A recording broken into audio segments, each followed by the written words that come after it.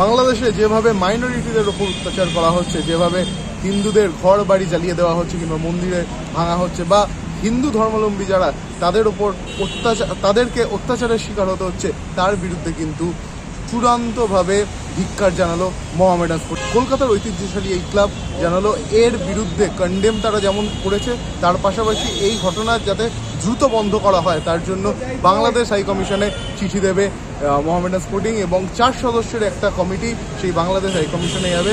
এই কমিটিতে রয়েছেন মোহাম্মদ কামারুদ্দিন, ইশতিয়াক আহমেদ রাজু, পাশাপাশি একজন ট্রাস্টি এবং আরেকজন এখনো ঠিক হয়নি, তাকে রাখা হবে এই কমিটিতে। বাংলাদেশে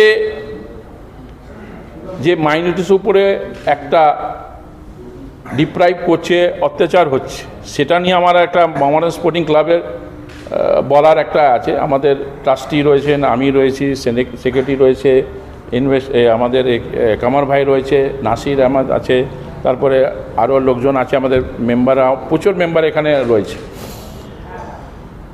যে বাংলাদেশে মাইনরিটিস উপরে যে অত্যাচার বা কিছু হচ্ছে, এটা আমরা কন্ডেম করছি, এটা কিন্তু না হওয়া দরকার। সেইটাই নিয়ে আমরা আজকে বার্তা দিতে চাই। এটা কিন্তু আমরা বাংলাদেশ হাই কমিশনে আমরা 4 জনের আমরা কমিটি একটা ডেপুটেশন দেব মোহামেডান স্পোর্টিং ক্লাব দিয়ে পক্ষ দিয়ে।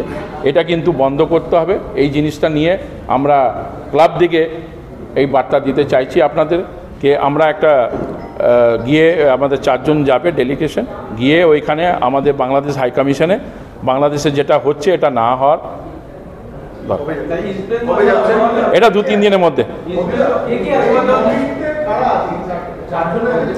হ্যাঁ, 4 জনের মধ্যে কমিটির মধ্যে আমাদের ট্রাস্টি রয়েছেন, মুস্তাক সিদ্দিকী সাহেব রয়েছেন, কামরুদ্দিন সাহেব রয়েছেন, ইশতিয়াক সাহেব রয়েছেন, আর একজনকে আমরা দেখব।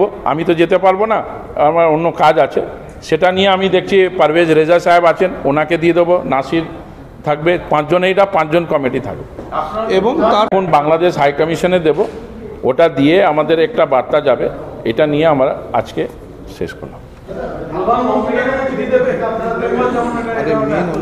না, আমরা আপাতত বাংলাদেশ হাই কমিশনেই দিচ্ছি।